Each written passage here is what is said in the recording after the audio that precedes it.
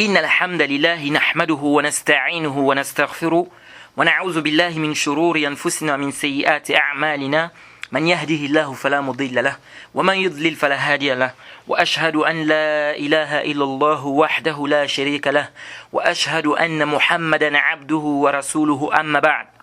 Louange à Allah, le maître des circonstances, on le loue pour tout ce qu'il nous accorde comme grâce et comme bien, et on lui demande de déverser ses grâces et ses bénédictions sur le prophète Mohammed sallallahu alayhi wa sallam, sa famille, ses compagnons et tous ceux qui les ont suivis jusqu'au jour de la rétribution. Chers frères, chers sœurs, nous sommes toujours dans le cadre de notre série de mise en garde contre le rappeur Medine et Monsef Zenati, n'est-ce pas, qui ont émis un avis juridique selon lequel la musique serait permise en islam. Alors, on s'est arrêté sur Hisham ibn Ammar, le problème de Hisham ibn Ammar, parce que ils ont ramené quelques ambiguïtés par rapport à ce rapporteur. Jade. Alors, parmi les ambiguïtés, donc on a déjà balayé le fait, ceux qui ont dit que Hisham ibn Ammar c'était un menteur, ça déjà ça passe pas. Je vous ai ramené ici les paroles des savants de Jarh wa Ta'dil, je vous ai ramené ici les paroles des savants sur Hisham ibn Ammar. On ne sait pas où ces gars-là ils ont pris que Hisham ibn Ammar faisait partie c'était un menteur. Oui. Et l'imam Bukhari, il savait très bien que Hisham ibn Ammar était un menteur, et puis le prend, il le met dans son sahih, il rapporte de lui. Oui, ça c'est ba'id. Oui. Et même si on peut dire que non, peut-être il ne savait pas. Ça aussi c'est aussi ba'id, de dire que l'imam Bukhari ne connaissait pas. Il peut ne pas connaître, on ne dit pas qu'il connaît tout, non. Mais ça c'est son professeur Hisham ibn Ammar, et avec la manière dont l'imam al-Bukhari faisait vraiment un tasabbout avant de prendre un rapporteur, donc venir dire ici qu'il était menteur, on peut encore dire il avait des problèmes de mémoire, des trucs comme ça. Mais venir jusqu'à dire qu'il était un menteur, ça c'est quand même, c'est ba'id. Jade. Et on a ramené quoi? Des preuves de cela. Et je me demande bien quels sont les savants qui les ont précédés dans ça. C'est-à-dire, quels sont les savants qui ont dit que Hisham ibn Ammar c'était un kazzab? Ils ont eu ça où? S'ils ont compris de la parole de l'imam Abu Daoud, quand il a dit qu'il a mis 400 hadiths, ou bien inventé 400 hadiths, ou il a relaté 400 hadiths qui n'ont pas d'origine, s'ils ont compris de cette parole-là que Hisham ibn Ammar c'est un menteur, nous disons déjà ça c'est batil. Ça c'est une mauvaise compréhension. Et ça c'est même être ignorant même dans la science du hadith. Alors on revient à la parole de l'imam Ahmed. Tout ça on va balayer ça Inch'Allah. On revient à la parole de l'imam Ahmed. Ils disent que l'imam Ahmed a dit qu'il a une légère mémorisation, que c'est un jahmi, que celui qui prie derrière Hisham ibn Ammar, il doit reprendre sa prière. Disons oui, l'imam Ahmed a dit cela. Oui, l'imam Ahmed a dit cela. Jade. Et le même imam Ahmed qui a dit cela, l'imam Bukhari, quand il a terminé d'écrire son sahih, il a présenté ça à qui? À des savants, parmi lesquels il y avait l'imam Ahmed. Donc est-ce que l'imam Ahmed a dit à l'imam Bukhari que Hisham ibn Ammar c'est un kazzab, ou bien c'est un jahmi, il faut l'enlever de ton livre? C'est ce que l'imam Ahmed a dit à l'imam al-Bukhari. Il a dit ça à l'imam al-Bukhari. Est-ce que l'imam Ahmed a dit à l'imam al-Bukhari, quand il a lu son sahih, il lui a dit qu'il faut enlever Hisham ibn Ammar là parce que c'est un menteur? Il lui a dit ça? Eh bien c'est un jahmi, comme vous dites. Alors, nous disons non. Ça prouve quoi? Que vous ne connaissez pas l'histoire. C'est le jahl. En fait, c'est l'ignorance. Alors, l'histoire, c'est quoi? Il est parvenu à l'imam Ahmed. Pas l'imam Ahmed d'abord. L'imam al-Marwazi. Il est d'abord parvenu à l'imam al-Marwazi une lettre dans laquelle il est dit que Hisham ibn Ammar, il a dit ceci. Les termes de Jibril et le prophète Mohammed sallallahu alayhi wa sallam avec le Coran est créé. Où c'est créé. Jade. Alors lorsque l'imam Ahmed a appris ça, il a dit innahu jahmi. L'imam Ahmed a dit que c'est un jahmi. Jade. Et l'imam Ahmed a dit celui qui prie derrière lui, il doit reprendre sa prière. Pourquoi? Parce que il est parvenu à l'imam Ahmed que Hisham ibn Ammar a eu à dire ce que je vous ai dit là. Jade. Par qui? Par l'entremise de Al-Marwazi qui a reçu ça d'une lettre. Jade. Mais ici, il faut faire très attention. Intabi.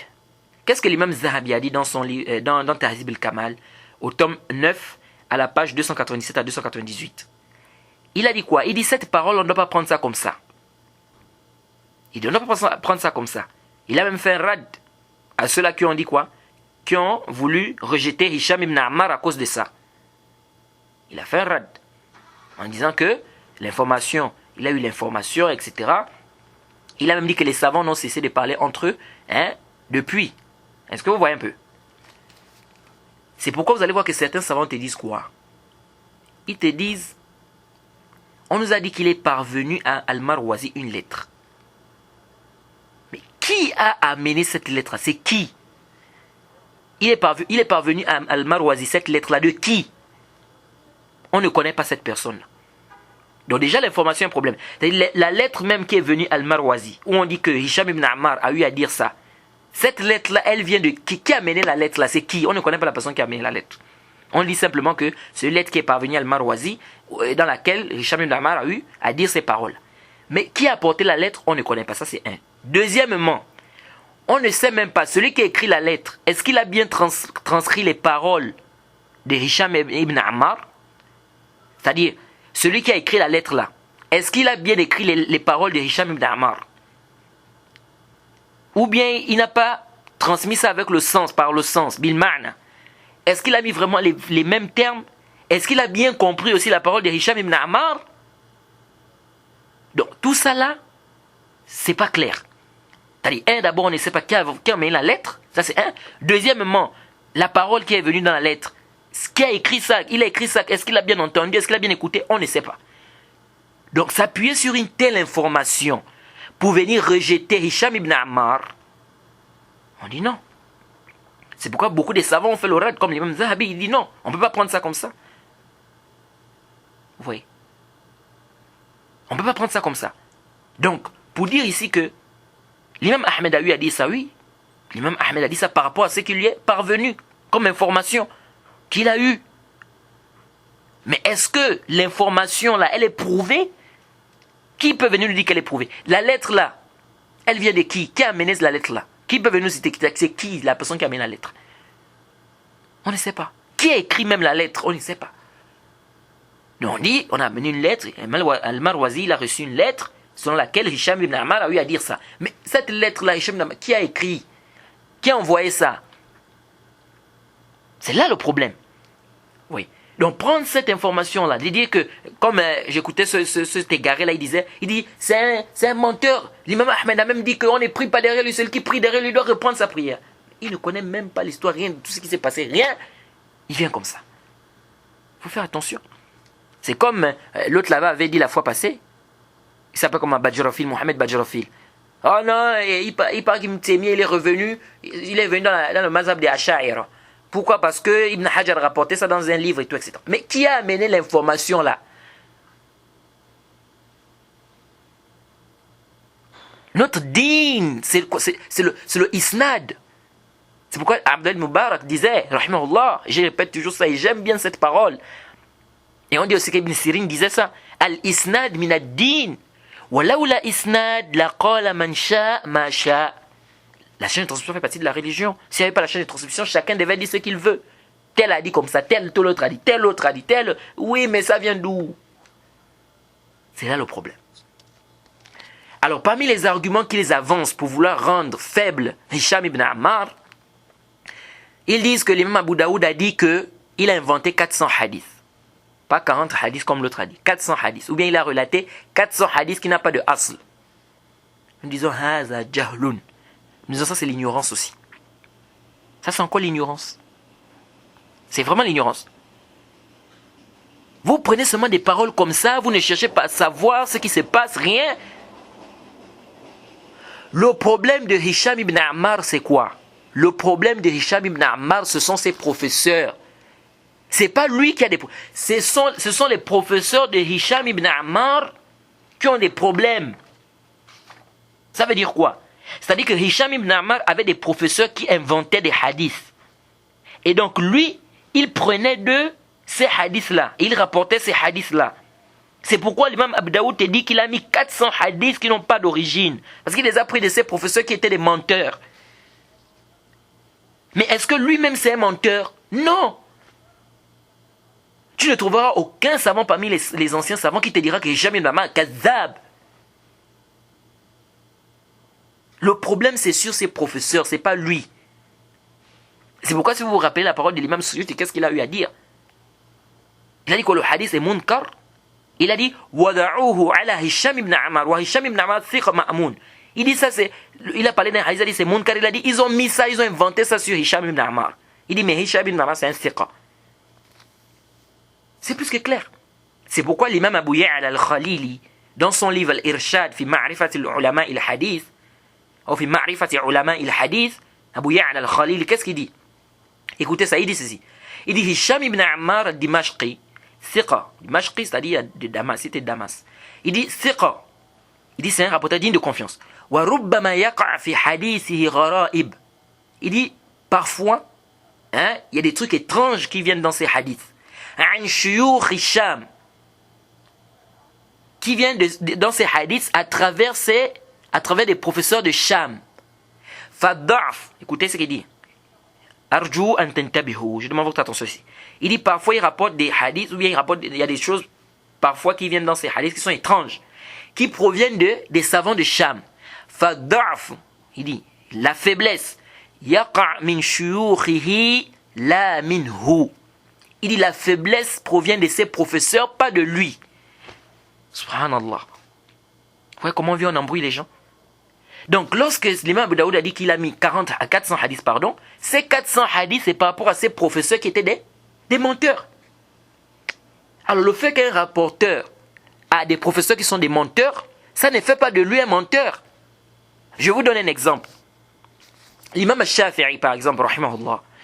Vous savez que l'imam al-Shafi'i, il a un professeur qui s'appelle Mohammed ibn Ibrahim. Mais ce professeur Mohammed ibn Ibrahim, là, c'est un menteur. Il touhima bil kazib. On l'a accusé de mensonge. Pourtant, l'imam al-Shafi'i a rapporté de lui, dans le Quand on vous parle toujours de deux khutbah, le fait de faire deux khutbah le jour du Eid, même si ce n'est pas venu dans la sunna, mais vous allez voir des savants qui disent qu'on fait deux khutbah le jour du Eid, le jour de la fête. Mais ils s'appuient sur quoi? Parmi les dalils qu'ils ont, c'est le hadith qui a été rapporté par l'imam Shafi'i de son professeur Mohammed ibn Ibrahim. Mais est-ce que cela voudrait dire maintenant que l'imam Shafi'i est devenu un menteur?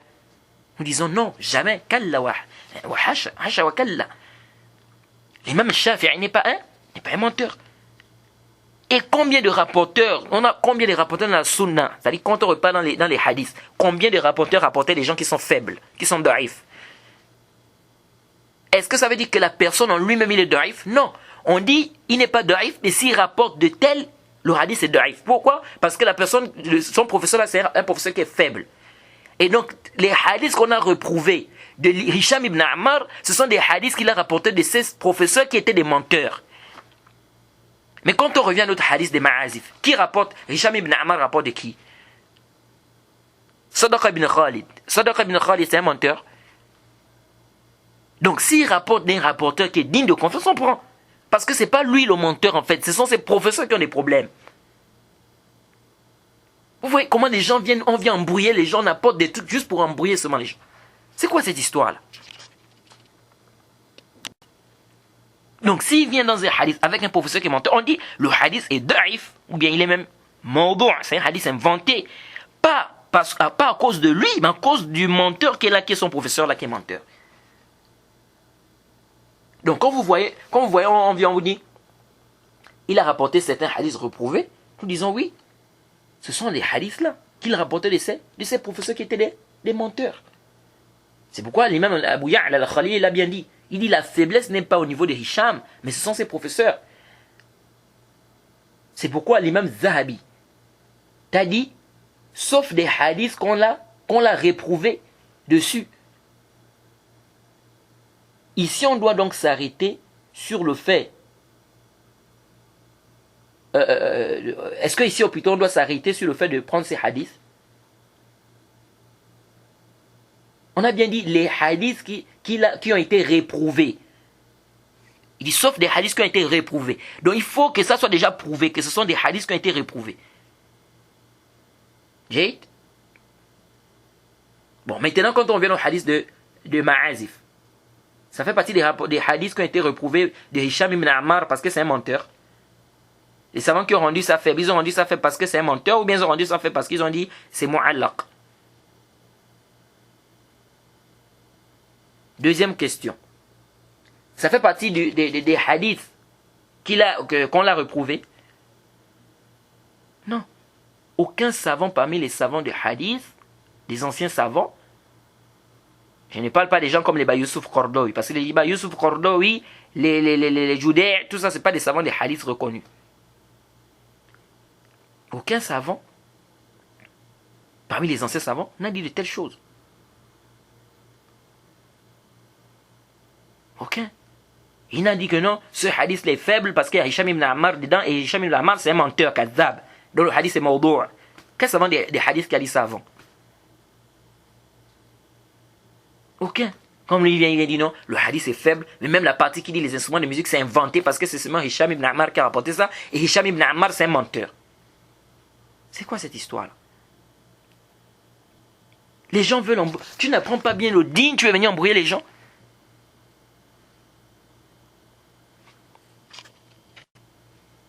C'est comme l'autre là-bas avait dit la fois passée, Bajrofil, il a amené un rapporteur Al-Walid ibn Muslim. Un hadith, d'abord il a amené le hadith, d'abord un hadith qui est daif. Après il vient, il amène Al-Walid ibn Muslim. Il dit non, la divergence intervient parce qu'il y a certains qui ont dit que c'est un menteur Al-Walid ibn Muslim. Oh, tu as eu ça où? Al-Walid ibn Muslim c'est connu, oui, Moudalis, c'est-à-dire c'est Tassuya, machin. Mais est-ce qu'il y a des savants qui ont dit maintenant que c'est un menteur, Kadzab? Quand tu viens comme ça, tu dis Kadzab?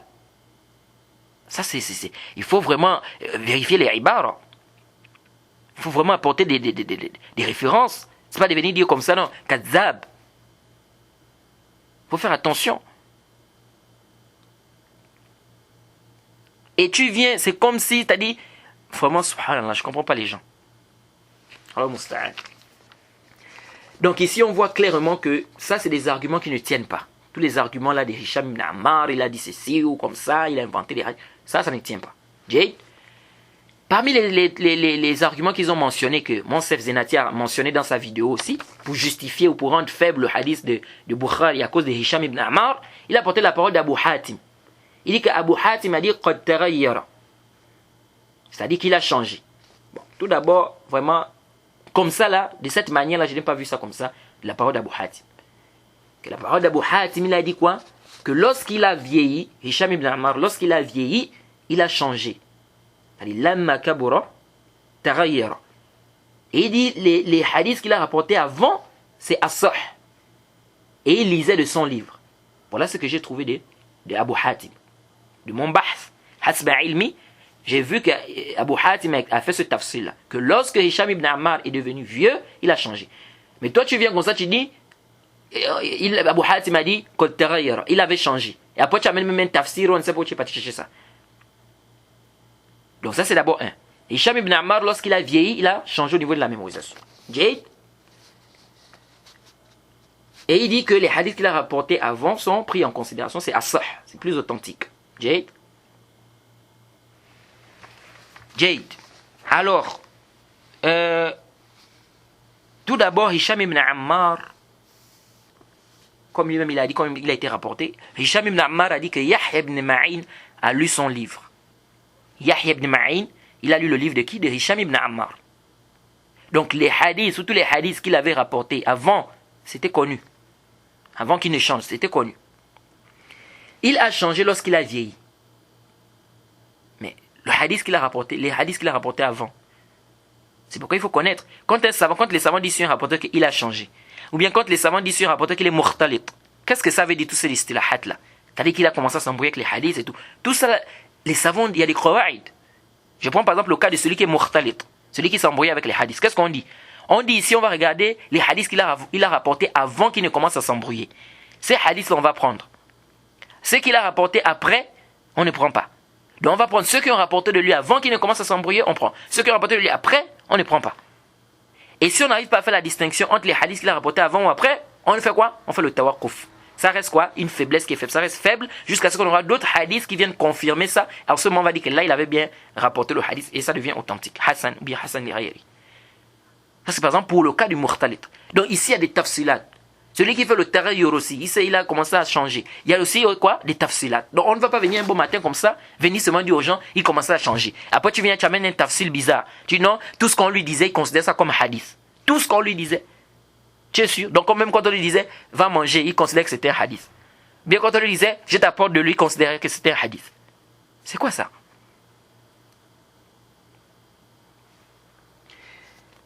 Alors, l'imam al-Bukhari, même si on dit oui, l'imam Abu Hatim a dit que quand il a vieilli, il a changé. Hisham ibn Ammar a changé, c'est-à-dire son hifz a changé. Et c'est là où on voit la parole de l'imam Zahabi. Hein? Lorsqu'il a dit quoi? L'imam Ahmed, lorsqu'il a dit que il avait une légère mémorisation. C'est normal. Puisqu'à la fin de sa vie, il a changé. Il a eu sa mémorisation a pris un coup. Jay? Ça, c'est quand il était vieux, quand il a vieilli. Et là même encore, ça, c'est pas une faiblesse qui va faire en sorte que le hadith ne peut pas se renforcer. Ça, c'est déjà un. Deuxièmement, on dit Jade. Hisham ibn Ammar, quand il a vieilli, il a commencé, sa mémorisation a changé. Mais l'imam al-Bukhari, il n'a pris de Hisham ibn Ammar que des hadiths authentiques. Et je vais vous démontrer ça tout à l'heure. Il n'a pris de Hisham ibn Ammar que des hadiths authentiques. Ibn Hajar a rappelé dans le Fath al-Bari que l'imam al-Bukhari, lorsqu'il a fini d'écrire son Sahih, il a présenté ça à qui? À Yahya ibn Ma'in, à Ali ibn al-Medini qui faisait partie de son professeur, l'imam Ahmed et bien d'autres. Jade. Donc il a montré son livre aux kibar, aux grands savants des hadiths. Et il faut retenir ça, c'est très important parce que ça va nous aider à savoir si l'imam Bukhari a pris de l'imam de Hisham ibn Ammar après que Hisham ibn Ammar s'est embrouillé ou bien avant. Il a commencé à changer ou avant. L'imam al-Bukhari, il dit qu'il est parti en Irak. ذهبت إلى العراق والحجاز ومصر ودخلت بالشام. C'est-à-dire que il est allé en Irak, au Hijaz, en Égypte, et il est parti à Sham. Et il a pris de qui? De Firyabi et de Abu Mushir. L'imam Bukhari a rapporté des hadiths de qui? De Firyabi et Abu Mushir. Et il a pris ça où? À Sham, parce qu'ils étaient de Sham. Et ce Firyabi là, il est mort en 212 de l'année égérienne. Et Abu Mushir, il est mort en 218. Ça prouve quoi? Ça prouve ici que l'imam Bukhari, il est parti à Sham pour écouter de ses chouyours avant l'année 212. Et donc avant la mort de Hisham ibn Ammar, de près de 40 ans déjà. Parce que Hisham ibn Ammar, il faisait partie des savants de Sham aussi. Et il est mort en quelle année? Il est mort en 245. De l'année égérienne. Jade. Cela veut dire quoi ici? Cela veut dire que l'imam Bukhari est rentré à Sham avant 212. Car son cher Firyabi, il est mort en 212. Donc comment aurait-il pris le hadith de lui s'il n'était pas rentré avant 212 ou en 212? Est-ce que vous voyez? Et rappelez-vous ce qu'on a dit. Que l'imam al-Bukhari, lorsqu'il a fini son sahih, il a présenté ça à qui? À Yahya ibn Ma'in, à l'imam Ahmed et à Ali ibn al-Medini. Alors Yahya ibn Ma'in, il est né en quelle année? En 258. Et il est mort en quelle année? En 233. Et Hisham ibn Ammar, il est mort en quelle année? En 245 de l'Hégire. Donc cela prouve clairement que l'imam al-Bukhari, il a fini d'écrire son livre. Et il a présenté à Yahya ibn Ma'in avant la mort de Hisham ibn Ammar. De plusieurs années. De plusieurs années. Donc ça montre clairement ici que l'imam Bukhari a pris de Hisham ibn Ammar depuis.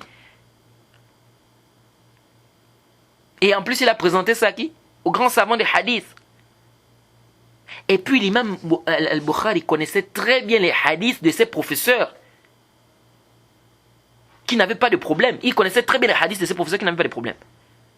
Comme le rappelait Ibn Hajar dans l'introduction du Fath, à la page 14. Jade. C'est pourquoi l'imam Zahabi, il a ramené dans son livre Tariq al-Islam que l'imam al-Bukhari prenait les hadiths qu'il connaissait très bien et s'il voyait par exemple, s'il voyait qu'un rapporteur a un problème, Jade, ou bien qu'il y a un problème avec un rapporteur, il demandait la copie de ce rapporteur. C'est-à-dire, ce rapporteur a rapporté des hadiths où il prenait ça. Donc l'imam Bukhari, ce n'était pas un petit. Il connaissait très bien les rapporteurs, leurs bons et leurs mauvais hadiths. Et ici, entre parenthèses, même étant petit, l'imam al-Bukhari, il connaissait déjà les rapporteurs. Il maîtrisait déjà les rapporteurs. À peine il avait 12 ans. Regardez la biographie, lisez la biographie de l'imam Bukhari. Vous êtes vraiment, vous allez être étonné vraiment de cet homme-là. C'est pourquoi vous dites que parfois il y a des gens qu'Allah a vraiment créé pour soutenir sa religion. L'imam al-Bukhari, il avait à peu près l'âge de 12 ans. Un jour, un cheikh était en train de faire un dars. Et il a cité une chaîne de transmission. Il a dit Sofiane an Abi Zubair an Ibrahim. L'imam Bukhari était là, il a dit non. Il dit Abu Zubair lam yarwi an Ibrahim. Il était encore petit, à près de 12 ans. Il a dit Abu Zubair n'a pas rapporté d'Ibrahim. Le cheikh lui a dit toi tu es qui toi? Je te dis que c'est Sofiane qui a rapporté d'Abu Zubair qui a rapporté d'Ibrahim. Moi j'ai le livre. L'imam Bukhari a répété, il a dit Abu Zubair n'a pas rapporté d'Ibrahim. Le cheikh s'est même fâché, s'est même mis en colère. L'imam Bukhari lui a dit mais regarde le livre, tu as le livre avec toi. Regarde dans le livre. Et lui, il est là, le cheikh est rentré, il a pris le livre, il a regardé, il est ressorti. Et il a dit à l'imam Bukhari, il dit quelle est alors la chaîne de transmission qui est juste? L'imam Bukhari a dit Huwa Zubair, wa huwa ibn Adi, wa laysa Aba Zubair. L'imam Bukhari lui a dit c'est Zubair, et lui là c'est le fils de Adi. Ce n'est pas Abu Zubair, c'est plutôt Zubair qui a rapporté ce hadith à Ibrahim. Et le cheikh a pris le stylo, il a dit oui, ce que tu as dit est vrai. Il a corrigé. Il a dit quoi? Ce que tu as dit est vrai. Donc l'imam al-Bukhari, même depuis étant petit, il était déjà quoi? Il connaissait, il maîtrisait déjà. C'est pourquoi on dit, il a écrit son livre, Tariq. À quel âge? À l'âge de 18 ans, les savants des hadiths divergent. Certains disent 17 ans, d'autres disent 18 ans. Donc il avait moins de 20 ans. Il a écrit son premier livre sur les livres des rapporteurs. Et même on dit même que certains savants même avaient du mal même à comprendre ce livre-là. Regardez, hein. Très jeune, il corrige les professeurs. Et pourtant, il a le livre. Il n'avait même pas encore dépassé ses 12 ans. Jusqu'à ce que même il y a des professeurs, ces professeurs, même les professeurs de l'imam Bukhari, on dit que certains de ces professeurs avaient peur. Quand il est en train de faire le tahdith comme ça, l'imam Bukhari rentre, certains professeurs avaient peur. Donc, à chaque fois qu'ils disent un hadith, ils regardent l'imam Bukhari. Ici, ils regardent l'imam Bukhari. L'imam Bukhari peut dire tout de suite que le hadith là, attention. C'est pas comme ça. C'était un hafiz. Hafiz. Donc, lisez la biographie de l'imam al-Bukhari. Vraiment, vous allez être vraiment, subhanallah. Et je vais vous donner un exemple. L'imam al-Bukhari, dans son sahih, il a rapporté d'un rapporteur qui s'appelle Ismaïl ibn Abi Uwais. Ce rapporteur-là, c'est un rapporteur à problème. Mais tu vois des gens aujourd'hui qui viennent et disent oh, comment l'imam Bukhari peut rapporter d'Ismaïl ibn Abi Uwais? C'est un rapporteur qui est faible. On dit toi là, haza jahlun. Ça c'est le jahl. Tu ne connais même pas l'histoire. C'est quoi l'histoire? L'imam al-Bukhari savait très bien qu'il y avait une faiblesse en Ismaïl ibn Abi Uwais. Qu'est-ce que l'imam Bukhari a fait? L'imam al-Bukhari, il est venu chez Ismaïl ibn Abi Uwais. Il lui a dit, où est ton livre? C'est-à-dire, où est ton livre là où tu as mis les hadiths? Donne ça ici. Donne le livre là ici. Il a pris le livre et il a regardé tous les hadiths que Ismaïl ibn Abi Uwais a rapportés. Qu'est-ce qu'il a fait? Il a comparé ces hadiths là. Il a regardé les hadiths que Ismaïl ibn Abi Uwais a été en conformité, n'est-ce pas? Qu'il a rapporté, qui était en conformité avec les hadiths des autres rapporteurs qui sont dignes de confiance. Ces hadiths-là, l'imam Bukhari a pris. C'est-à-dire, il regarde un hadith. Il dit, ok, ce hadith-là, est-ce qu'il y a des rapporteurs dignes de confiance qui ont rapporté ce même hadith? Si oui, il prend. Parce que s'il y a des rapporteurs dignes de confiance qui ont rapporté ce hadith, ça veut dire quoi? Ça veut dire que ce hadith est authentique et donc, Ismaïl ibn Abi Uwais a bien rapporté le hadith. Par contre, s'il ne trouve pas ça chez des rapporteurs dignes de confiance, là, il y a une hypothèse qu'il se peut que c'est un hadith à problème. Est-ce que vous suivez? Donc c'est comme ça que l'imam al-Bukhari a travaillé par rapport au hadith de qui? De Ismaïl ibn Abi Uwais. Maintenant toi tu viens un bon matin, tu dis non, Ismaïl ibn Abi Uwais, il est da'if. Donc même si le hadith a été cité par l'imam Bukhari, mais c'est un hadith qui est da'if. Mais c'est comment? Parce que tu es parti, tu as lu dans un livre, on t'a dit, un livre de Jarh wa Ta'dil, on t'a dit Ismaïl ibn Abi Uwais da'if. Sans comprendre ce qui s'est passé. C'est pourquoi les frères, les questions des hadiths, il faut repartir aux spécialistes du domaine. Repartez aux spécialistes du domaine. Quelqu'un vient me matin, da'if. Mais qui a dit da'if parmi les savants des hadiths? Ibn Hajar, Daraqutni, l'imam Ahmed, Ibn Khuzayma, Ibn Hibban, parmi les savants des hadiths, qui a dit que c'est daif? Ou c'est toi qui viens avec ça de ta propre tête? C'est pourquoi, comme je vous ai dit là, ils sont obligés. Tellement ils veulent forcer, ils veulent permettre la musique. Ils viennent maintenant avec des trucs qu'il écrit Illatun Jadida. Une nouvelle cause. Mais une nouvelle cause qui t'a précédé dans ça. Vous voyez les gens? Alors donc, on retient ici que le hadith de Bukhari, c'est un hadith authentique sans aucun doute.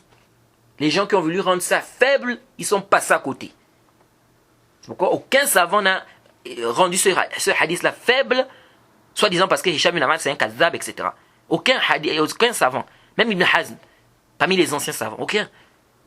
Parmi les anciens savants, aucun n'a fait ça. Même Ibn Hazm qui est venu rendre ça daif, il n'a pas dit que Hisham ibn Ammar c'est un kazab. C'est un menteur.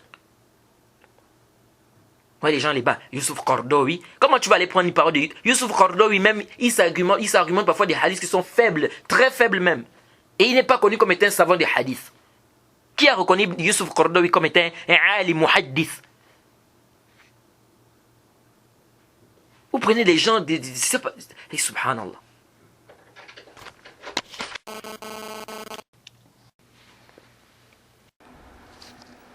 C'est pourquoi le Cheikh al-Islam Ibn Taymiyyah, qu'est-ce que le Cheikh al-Islam Ibn Taymiyyah te dit? Cheikh al-Islam Ibn Taymiyyah il te dit que les hadiths de l'imam al-Bukhari qu'il a mis dans son sahih, ou les hadiths qu'il a rapportés, il s'est argumenté de ça, ou il les a pris comme istishhad, il dit lorsque les gens viennent rendre ça faible, il dit la vérité c'est avec l'imam al-Bukhari. Cela ne veut pas dire que l'imam al-Bukhari ne fait pas quoi? Il ne se trompe pas. Non, loin de là. Est-ce que vous voyez? Mais venir comme ça, rendre un hadith que l'imam Bukhari a mis dans son livre, ou bien qu'il s'est argumenté de ça, venir comme ça dire qu'il est faible, ça c'est pas une chose facile. Pire encore, venir dire qu'un de ses professeurs était un menteur. Vous voyez, il faut vraiment avoir des arguments convaincants. Alors donc, si on dit que le hadith il n'est pas suspendu, c'est fini. On voit très bien que le hadith, il est quoi? Il est authentique. Et quant à la illa, la cause que certains ont amené pour dire qu'Atiyya ibn Qais et tout ça, on a déjà refuté cela. L'imam Muslim, il a fait le tawsiq de ce rapporteur. Et certains ont dit non, mais il a rapporté dans les shawahid. Sheikh Albani, il a fait un rad sur ça. Jahid. Et le simple fait seulement de savoir qu'aucun savant ne les a précédés dans ça, pour rendre ce hadith-là faible à cause de ce rapporteur-là, déjà ça suffit humblement pour montrer leur erreur. Et des grands savants qui ont authentifié ce hadith, tels qu'Ibn Hajar, Ibn Salah et bien d'autres, ça montre aisément qu'ils ont considéré Atiyya ibn Qais comme étant un thiqa. Alors, Monsef Zenati, dans sa vidéo, il dit que le Cheikh Al-Albani a reprimandé Qaradawi d'avoir contredit le ijma'. Et il dit, comme dit Qaradawi, lui-même le Cheikh Al-Albani se permet de contredire le ijma' et puis veut réprimander Qaradawi parce qu'il a contredit quoi? Le ijma'. Il parle de quoi? Il parle de la mas'ala, de là où le Cheikh Albani a dit qu'il est interdit à la femme de porter de l'or en anneau. Au fond de moi, je me suis dit, oh là là, voilà un qui n'a pas compris le Cheikh Al-Albani. Ce n'est pas notre sujet ici, pardon, mais je dois quand même éclaircir, je vais essayer quand même d'éclaircir quelque chose par rapport à ce sujet.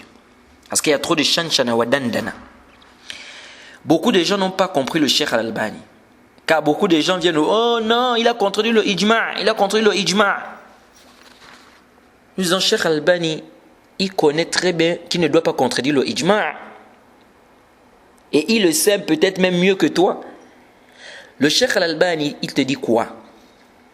Le Cheikh Al-Albani te dit ceci. Lorsque nous avons un texte qui est sarih, qui est clair, c'est-à-dire ça, on ne peut comprendre qu'un seul sens de ce texte.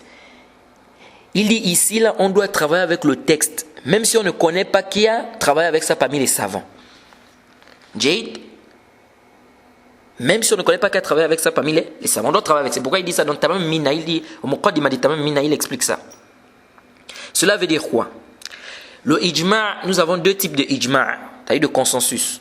Nous avons ce qu'on appelle le ijma' dhanni et nous avons ce qu'on appelle le ijma' qata'i. Le ijma' qata'i, c'est un ijma' dont on est sûr qu'il y a un consensus. Par exemple, les 5 prières, c'est obligatoire. Ça, c'est clair que le hajj est obligatoire. Ça, c'est un consensus dont il n'y a même pas débat. Ensuite, nous avons ce qu'on appelle le ijma' dhanni. C'est-à-dire quoi le ijma' al-dhanni? C'est-à-dire qu'on a des paroles des savants sur une question, Jade, et on ne connaît pas un savant qui a contredit ça. Ça là, on appelle ça ijma' al-dhanni. Ce ijma' là, bien qu'il soit un dalil, parce que quand on dit ijma' al-dhanni, ça veut dire qu'on ne connaît pas un savant qui a contredit. Mais est-ce qu'on peut être sûr? Est-ce qu'on peut affirmer avec certitude qu'il n'y a aucun savant qui a contredit ici? Non. Donc ça là, on appelle ça ijma' al-dhanni. C'est muhtamal. Mais c'est un dalil. Jade, c'est un dalil. Mais ici, là, il y a un point qui est très important à comprendre. C'est quoi? C'est que ces savants-là te disent quoi? Ils te disent le ijma' al-dhanni, bien qu'il soit un dalil, mais s'il vient face à un texte qui est clair, il vient contredire un texte qui est clair sur la question, c'est-à-dire sarih, et donc on ne peut comprendre que ce sens-là. Ils disent ici qu'on ne peut pas faire précéder le ijma' al-dhanni sur le texte qui est sarih. Pourquoi? Parce que dans le ijma' al-dhanni, il y a un ihtimal qui ne se trouve pas dans le texte sarih. Le texte sarih, il est authentique, on est sûr que le prophète a dit ça. Jade, on affirme ici, on dit ça, le prophète a eu à dire, c'est sarih. Et si je ne veux pas rentrer dans la mas'ala de est-ce que le mutawatir yufid al-dhanna ou yufid al-ilm, c'est pas ça notre bahth ici. Jade. Donc ils disent l'ihtimal qu'on a dans le ijma' al-dhanni, on ne l'a pas dans le texte qui est sarih. Et ça même le Cheikh al-Islam Ibn Taymiyyah le dit dans le Majmu' Fatawa, il a un bon tafsir par rapport à cette mas'ala, sur le texte sarih et le ijma' al-dhanni et tout ça. Donc c'est toi qui n'as pas compris le Cheikh al-Albani. Cheikh al-Albani ne te dit pas qu'on doit contredire le ijma'. Sinon il se permet lui de contredire le ijma', après il vient réprimander Youssouf Qaradawi pourquoi il a contredit le ijma'. Non. Le Cheikh al-Albani, quand il a parlé de cette mas'ala, c'est parce que le Cheikh al-Albani, il a estimé que le texte est sarih, est clair sur la question, qu'on ne peut comprendre que ce sens, on ne peut pas comprendre autre chose. C'est son ijtihad, même si nous ne sommes pas d'accord avec le Cheikh al-Albani sur l'interdiction de l'or sous forme d'anneau pour la femme. Mais ce n'est pas ça le débat. Tout ce que je veux ici, en fait, je veux juste que vous puissiez comprendre pourquoi le Cheikh al-Albani est allé dans cet avis-là. Bien sûr qu'on sait qu'aucun savant ne l'a précédé dans ça. Est-ce que vous voyez? Donc il faut faire la part des choses. Ces savants-là te font bien comprendre ici que nous avons le ijma', nous avons deux types de ijma', dhanni wa qata'i. Le ijma' dhanni, ils disent que si ça vient contredire un nos qui est sarih, je dis bien sarih, c'est la condition qu'ils mettent, c'est pas un texte qui est mujmal, qui est muhtamal, on peut comprendre ça, on peut comprendre ça. Tu vas aller prendre un texte, tu amènes, non. Et puis c'est pas tout le monde qui va venir comme ça, qui dit non, le texte est sarih, non. Il faut avoir atteint un niveau, mujtahid, etc. Bref. C'est pourquoi dans le Sislat al-Huda wa Nour, on a posé la question au Cheikh al-Albani une fois, sur le tawaf et l'ifada. On lui a dit que le tawaf et l'ifada, pourquoi on ne dit pas que c'est wajib, ou bien pourquoi on ne dit pas que c'est mustahab, pourquoi on dit que c'est un pilier. Et le Cheikh al-Albani a dit quoi? Il a dit, je ne peux pas dire que ce n'est pas un pilier. Il dit pourquoi? Il dit parce que je ne connais aucun savant qui a dit ça, qui a dit le contraire. C'est-à-dire que je ne connais aucun savant qui a dit que le tawaf et l'ifada, ce n'est pas un pilier. Il dit, et je ne veux pas contredire, ou bien je ne peux pas contredire le ijma'. C'est le Cheikh al-Albani qui dit ça. Il ne peut pas contredire le ijma'. Donc ça veut dire quoi? Que le Cheikh al-Albani savait très bien qu'on ne contredit pas le ijma'. Mais pourquoi ici le Cheikh al-Albani est allé dans cette masse-là? Aucun savant ne l'a précédé dans ça. Ou bien les savants, le ijma' des savants, les savants tous n'ont pas cet avis, ils ont dit que c'est permis à la femme de porter l'or. Lui, il est allé dans cet avis-là. C'est à cause de quoi? De ce que je vous ai expliqué là. Et le Cheikh al-Albani, il a estimé que le texte, il est sarih, il est clair, et donc on doit le faire précéder sur le ijma' dhanni. On ne doit pas laisser le texte qui est sarih, qui est clair, parce qu'on ne sait pas qui a travaillé avec ça. Jay? Donc ça, c'est très important de comprendre. C'est pour les non pas de venir amener des choses que tu n'as rien compris, tu veux venir embrouiller les gens.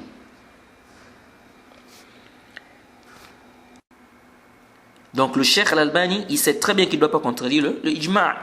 Le Cheikh al-Albani sait très bien ça. Mais le problème c'est quoi? Le problème c'est que c'est toi qui n'as pas compris le Cheikh al-Albani. Et Youssouf Qaradawi également.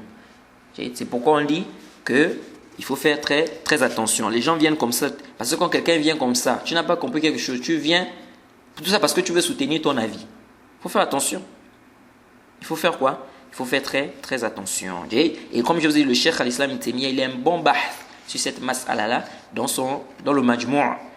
C'est vraiment un bon bahth. Il a bien fait le bahth sur ça. fait le taqsimat du ijma'. Il a parlé lorsque le texte sarih vient par exemple contre le ijma'. Est-ce qu'on doit laisser le texte sarih pour travailler avec le ijma' dhanni? Ijma' dhanni, il faut bien comprendre. Est-ce qu'on doit faire passer le texte sarih ou pas?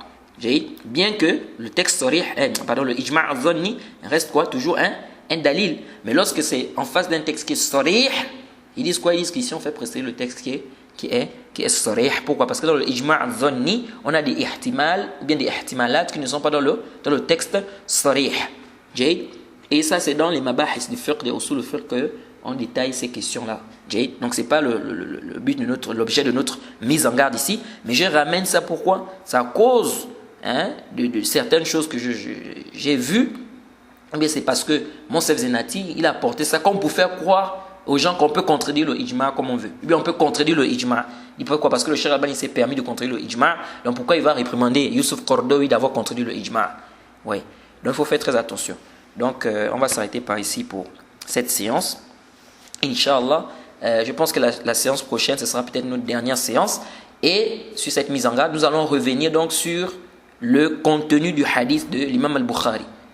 Où le prophète a dit qu'il viendra dans ma communauté, bien il y aura dans ma communauté des gens qui vont rendre licite la fornication, le port de soie, le vin et les instruments de musique.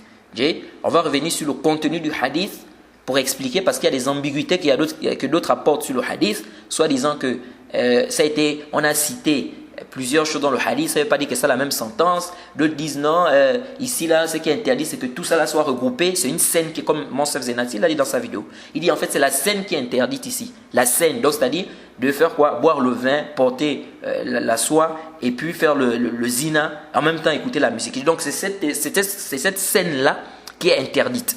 Et on va voir ça, Inch'Allah. Est-ce que cette parole est vraie ou elle n'est pas vraie? On va détailler ça, Inch'Allah. Et le mot yastahilouna aussi, parce que yastahilouna, il y a d'autres qui sont venus aussi pour débattre sur ce mot-là. On va revenir sur tout ça, on va détailler ça, Inch'Allah, la séance prochaine. On demande qu'Allah nous aide, qu'Allah nous facilite. Wa subhanaka Allahumma bihamdik. Ashhadu an la ilaha illa anta astaghfiruka wa atubu ilayk. Assalamu alaikum wa rahmatullahi wa barakatuh.